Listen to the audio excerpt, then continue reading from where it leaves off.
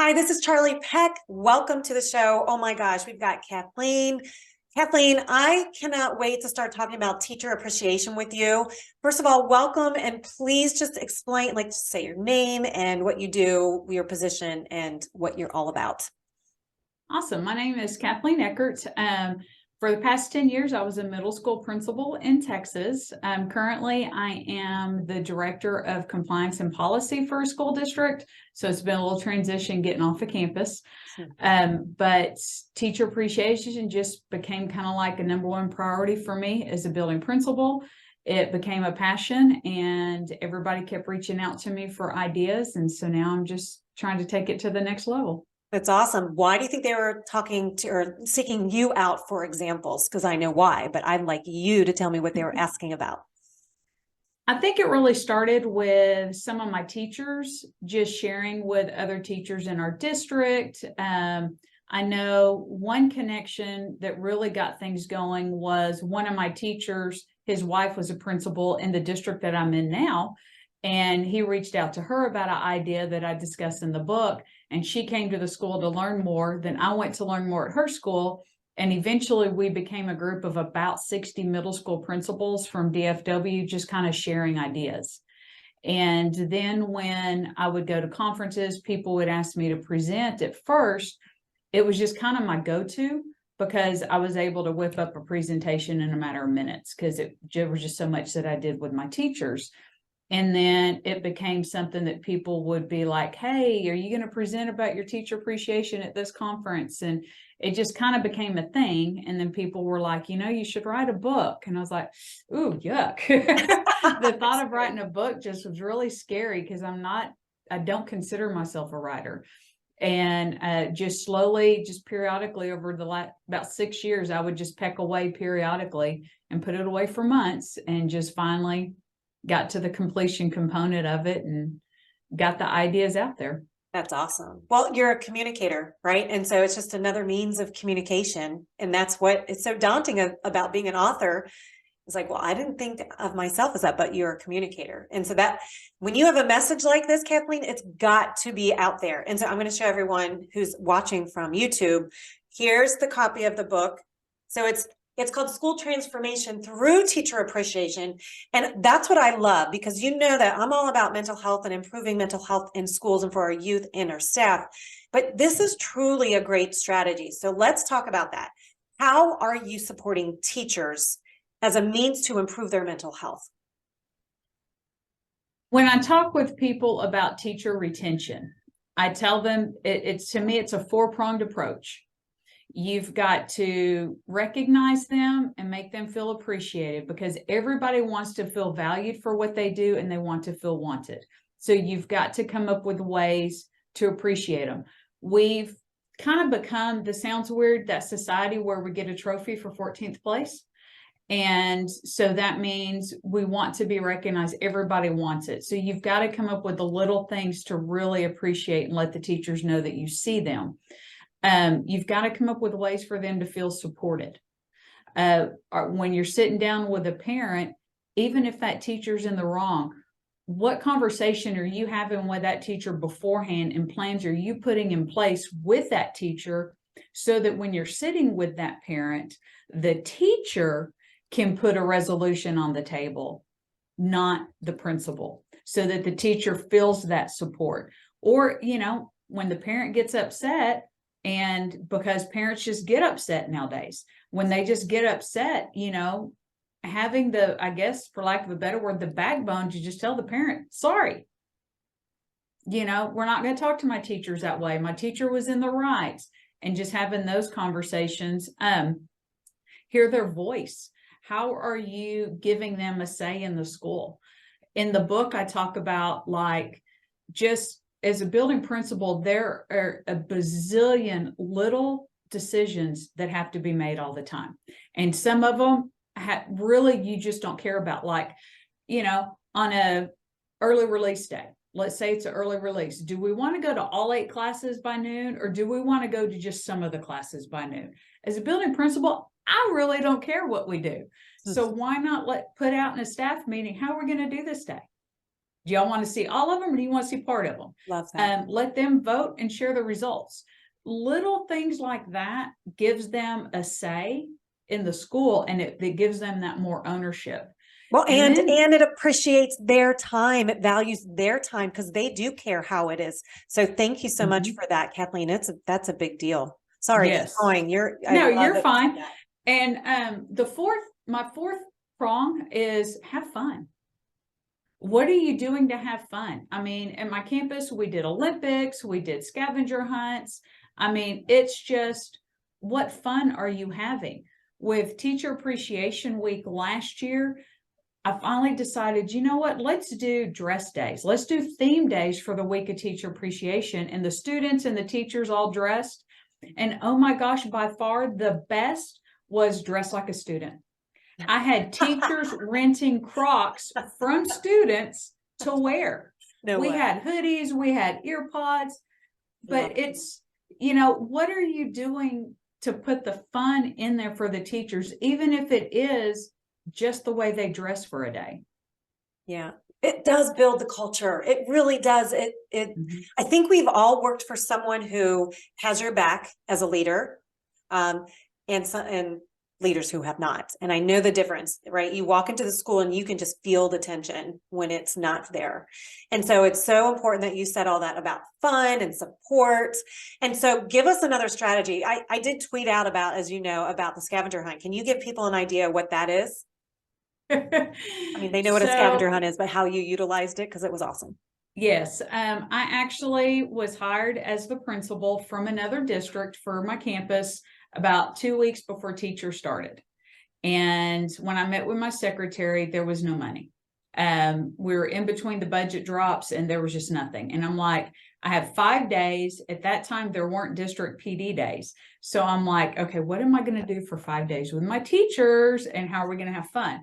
And so I created a handbook, because the campus didn't even have a faculty handbook at the time. And I partnered with community businesses close to us and just said, hey, this is what I'm doing. Can I put a QR code up in your door? It would have a question about the scavenger hunt. They would answer it, scan the QR code.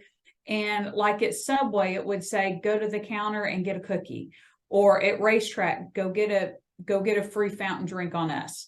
Home Depot, it was just a paint stir. I mean, there's not a lot you can do at Home Depot, so they'd get a free paint stir. And then what I did is I had 20 locations, and I made it where it was just a cyclical thing. And we did, as they came in, they got playing cards, and that's how they were grouped. They all started at a different location, and the first group back with everything wins.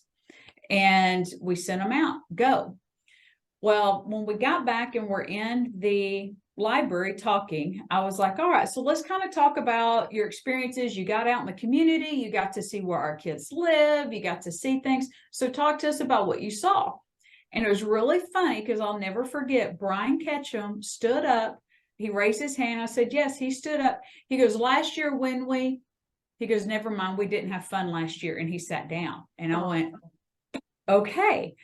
Then Mike Stitt, my head football coach, he goes, the cops are here. And I go, excuse me, what? He goes, holy crap, they have a ticket book. And I go, what? So I walked to the door, and I'm talking with this law enforcement officer that came. And he had a license plate and had asked for a certain driver. So I called Danny Montemayor over, or Mary Anderson, it was her car. Danny stands up and says, I was driving, so they both come out.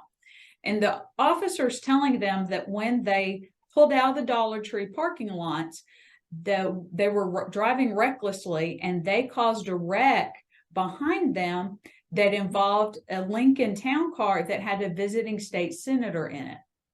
And so then he got the other 2 occupants of the car out there and was talking to them. And after about 5 minutes, I reached my hand out and I go, I'm sorry, sir, what was your name again? And he goes, Chief Deputy Eckert. And I shook his hand. I go, hey, sweetie. And I gave him a kiss. And the teachers right there were just like, and this all happened like in the library doorway. And you hear the staff, she kissed him. And they're just like, oh my gosh, she kissed him. So I brought him in and I introduced him to my staff. I was like, you need to know my husband. I wanted y'all to meet him and stuff like that. And the staff loved it. There's one girl that to this day, her nickname is Crybaby because she was 7 months pregnant. And as she's walking out of the library, she's like, I thought my friends were getting arrested. So my husband still to this day, when we see him somewhere, he still calls her Crybaby. And it just really set the foundation and for the staff. It let them see that I'm here, we're going to have fun. My personality, my demeanor shows we're going to mean business. I'm going to hold you accountable. I have high expectations, but when it's time to play, we're going to play and we're going to play hard. And the staff loved it. Now, meanwhile, behind the scenes, I had talked with my secretary because I was new, and I said, who can I do this to, this prank? And she originally had said, well, you could do Mike Stitt, who was my head football coach. And she goes, but you'll have to watch out because he'll try to get you back. And I go, I don't have time for that. I'm like, so I don't want him in the group. So we'd earmarked the 4 people. And when I'm handing out the deck of cards, the numbers, I was reaching under the deck to hand those 4 their card. My secretary was in one parking lot and my AP was in another parking lot, and they knew who was earmarked. And we're the only 3 that knew what was going on. So when they hopped in a car, they snapped a picture of the license plate that I got to my husband so that he could run the plates and we could do this. And Wow. so it was so hilarious. The new superintendent started about the same time I did, and he was out visiting my campus one day. And, first year principal, first time I've met the guy. We're walking through the halls of the school and he goes, so I hear you're the principal that pranked your staff. Could you give me a little more context? Is this good or bad? Good or bad conversation? Right. And he's like, no, it was hilarious. And so it made its way through even up to the superintendent in a very positive way of the fun and everything like that. So it was really just a good way. The staff had had a bad year the year before, a bad experience. And my secretary told me they blew up Facebook that night about how much fun they had and just excited to start the new year. So it was really a lot of fun. It sounds like it. Oh my gosh. And I'm just so glad you provided that for them. And then I'm so glad you also said, but there is a time to do work, and I mean business, and you'll be held accountable and all of that, because guess what? They will respect that way more because they know that you'll give them the space to have fun, but then also, say, listen, we're all in this to do the work too. So I love that. That is awesome. What else? Can you give one other, maybe quick strategy that you have used before for teacher appreciation too, that people still talk about? Something that pops in your head? I'd say one that really I hear the most about is, I can't remember what I've called it in the book, to be honest with you, but my dad had shared back before social media. My dad forwarded me an email. You know how your mom and dad forwarded you the emails about the cat jumping or just weird stories? Yeah. Well, my dad had sent me one about a guy that was killed in Vietnam. My dad's a Vietnam vet. And in his wallet, they found this list of traits about him and who said them. Well, they traced it back to when he was in 4th grade. His teacher had everybody in the class say something nice about everybody in writing, and she took the time to write all the nice things by kid that the classmates said and gave them to the kids. Oh. And that was in his wallet when he was killed in Vietnam. Well, it was very impactful for me to hear that. And I thought, there's got to be a way I can use this at some point. So I kept it and just held on to it. And I held on to 2 or 3 of those type of things from Dad. But with this one, what I did is in November at the faculty meeting, I gave them a staff list and I said, all right, you've got 1 month. I want you to write something nice about everybody on the staff. Doesn't have to be a dissertation, a couple words, 1 word, whatever. If you don't know them, it's a great time to go meet them and write something nice. Right. At the time, we had just over 100 staff members. And so I did have 1 or 2 teachers who are normally not my complainers come to me and say, oh, Miss Eckert, this is so overwhelming. This is too much. And I was like, okay. So I sent an email out after the meeting and said, look, this wasn't meant to stress anybody. This was my 2nd or 3rd year on the campus. I said, guys, chalk this up as method to my madness. and just do what you're comfortable with if you can't do them all. And my complainers hit reply all and said, tell whoever's complaining to suck it up, who can't say something nice about their colleagues, and you've got a month. And so it was kind of interesting there. When they turned them in, I had all these spreadsheets about all these nice things. Then I got with one of my office paras, and she divvied them out by teacher, and she made a Wordle for each teacher. So it would have their name, and then it would have all the stuff the staff said. And I printed them on blue linen paper, resume paper, because our colors were blue and gold. And then I bought little cheap 50-cent frames. And for Teacher Appreciation Week, I hand delivered them to all the teachers. And they were just so excited. Ironically, my ELA teachers were off campus at a professional development that day. So when I finished handing all the staffs out, I took the English ones to the PD room and handed them theirs at a break. And they were like, oh, everybody's posting on Facebook. We thought we're going to have to wait till tomorrow to see ours. Oh. And it was very impactful, and people still talk about it. If you walk the school, you see them in there. In their rooms. And I actually did it twice during my 10 years. I did it about 5 years later. We did a second one. And one of my teachers that was with me both times, she says she gave one to her son and one to her daughter. Oh my goodness. And she just loved them. So, and what that just radiates throughout not only your school community to their own families, because they're going home feeling that way. And some of them may have done that, right? Even more and more and more that you don't even know about. That the ripple effect is huge. No wonder it truly is a mental health strategy. It really is, isn't it? Mm-hmm. Yeah. It is. So listeners don't really know this about you yet, but I'm going to tell them because you've gotten so much recognition, Kathleen. So you were, when you led the middle school, Hillwood Middle School, it was named Texas, right? It was in Texas, right? A national school to watch. And you've also gotten Best Middle School from U.S. News and World Report. You've gotten the Texas Whole Child Award from ASCD. And you were a finalist for the HEB Excellence in Education Principal Award. Okay, can you tell me about that? Because then I want you to tell us about the trip to China. Okay. So let's hear about both. The finalists for the HEB, my teachers had actually written an essay about some of the stuff that we do at the school, and had submitted it. I'm going to hold on 1 second here. I'm going to interrupt you for this. You mean one of your extremely busy teachers took time to write an essay about the things that you were doing at the school? It was, I think it was 4 teachers got together and did it. Wow. Doesn't that, honestly? Oh yeah. Doesn't that says a lot to me? It does. It does. Yay. Yes. There, okay. It was awesome. That's awesome. Okay, go on. That's amazing. And, it was really weird because I knew it'd been submitted, but didn't think anything about, I thought a lot about it, but once it was submitted, I thought, they're not, it's no big deal. I'm not going to get it or whatever. And we were after if you win it, you get $25,000 for the school. So the goal was to try to get that for our community service projects that we did. Anyways, one day I was at a principal meeting and one of my APs texted and said, I need you back here now. There's something going down. I need you at the gym.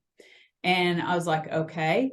And I thought it was real weird, but I left. I met him at the gym and I'm walking in. I've always got a Sonic drink with me. So I had my Sonic drink, my purse, stuff like that. And my female AP took that stuff from me and they pushed me into the gym. And I'm going to try not to tear up. When I walked into the gym, there were 1,300 kids, holding signs that say, "We Heart Eckert." And that's when I was told I was a finalist for the award. And the superintendent was there. My husband was there. My sister-in-law was there. My nieces, but just the kids, it was just a huge pep rally, 1,300 kids. And that's when I found out. Wow, I'm glad I brought a Kleenex. That's when I found out about it. So it was huge and impactful. We didn't win. We did get, as a finalist, there was, I think, a $2,500 prize for the school. So that went towards our community service project. So it was still good. But it was just a really awesome experience from the teachers and from the kids. So it was just really nice. Oh my gosh. I mean, if anybody needs a lesson on building school culture, that is it. It really isn't. And it started with appreciating teachers. It really did, because that is what, that valuing them, hearing their needs, and then meeting their needs. The fact that you sent an email out after one of the teachers said, hey, listen, this is a lot, and you paid attention to that, and you gave them space to alter based on that. And then somebody else stepped in and said, no, wait, we all have to do this.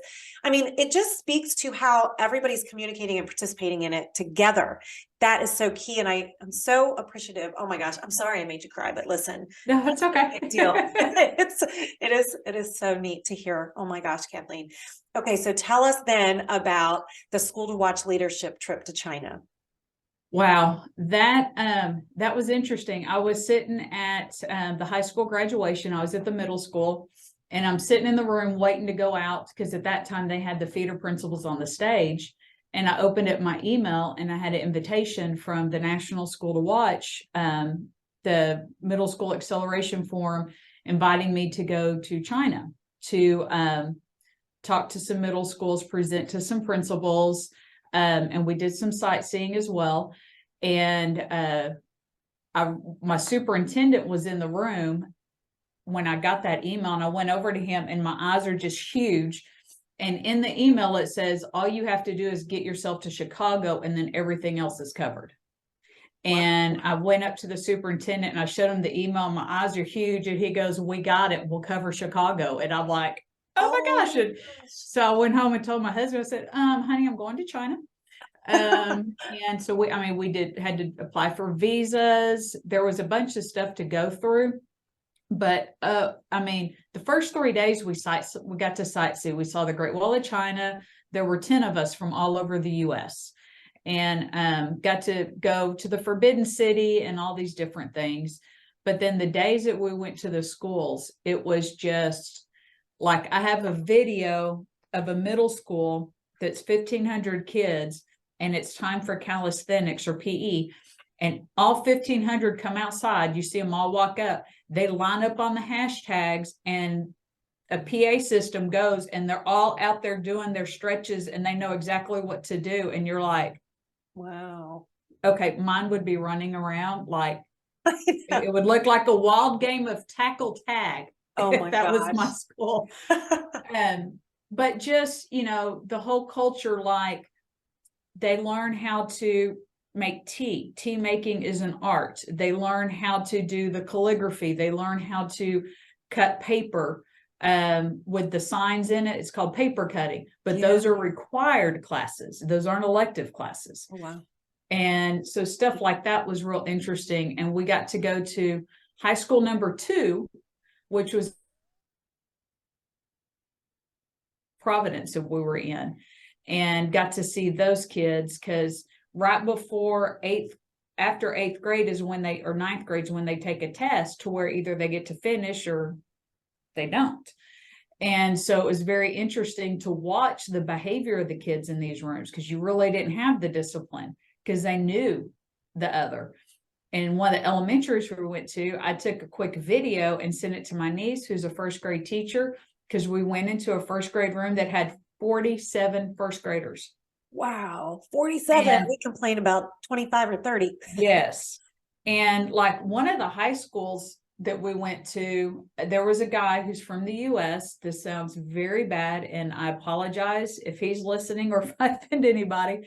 But watching him teach, I turned to the principal from Ohio and was like, he wouldn't have made it through the front doors of my building. I mean, he didn't know the kids' names. He's like, when I walk by you and put my hand over your head, answer the question. I'm like, there was nothing. And the kids had a stack of workbooks, and he's like, okay, now it's time for the blue workbook. Turn to page 48, work on that.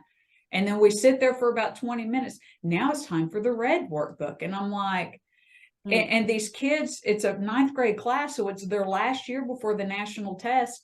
And they are so obedient and doing what he says. And you're just like, Wow, what a great cultural experience to It was pair. just wild. Yeah, it really was.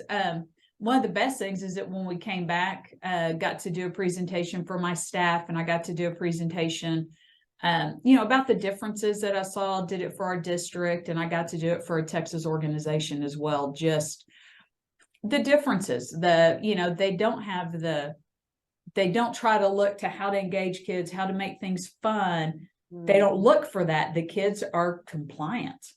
Yeah, and that just shows you too, is because we talk a lot about that when we talk about mental health and we talk about student behavior in schools, is you might get compliance, but is it really helping with growth and development of these kids? So what would you say to that? Yeah, it was 2017 when I went, so it was really before SEL really became like a verb or a thing. And it was really before the mental health crisis that everybody's concerned about. But even then I was like, this can't be good. They're not kids. I mean, even in the first grade room, when you've got 47 six-year-olds sitting there at their desk, and the desks were all in rows doing their work and just doing it. I mean, you don't see them interacting with others. Nothing. It's just, you just don't think that can be good for them. Yeah. Wow. I mean, that could be an entirely new episode. We Yeah. do that sometime, because that is a big deal. There's a lot there. There really is. But I also want to honor your time. I know you've got a lot going on. So can we wrap this up for you to just briefly explain, like, what is one thing that you would like people to leave with as far as teacher appreciation? It can't be an afterthought. If, like, when we're recording this right now, Teacher Appreciation Week, I think it's 7 weeks away. If you haven't started planning that week, you're behind. You can't just throw a candy bar in their box or just do something and one little thing, buy them a cup or a cap and think that's it. Teacher appreciation, it's also not just that week that I mentioned. It's a continual all year thing, and it cannot be an afterthought.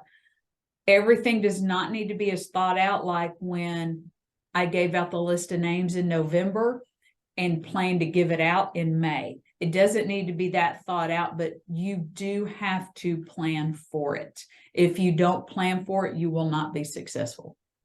It will feel pieced together, and the teachers will take it as it's ingenuine, because it is.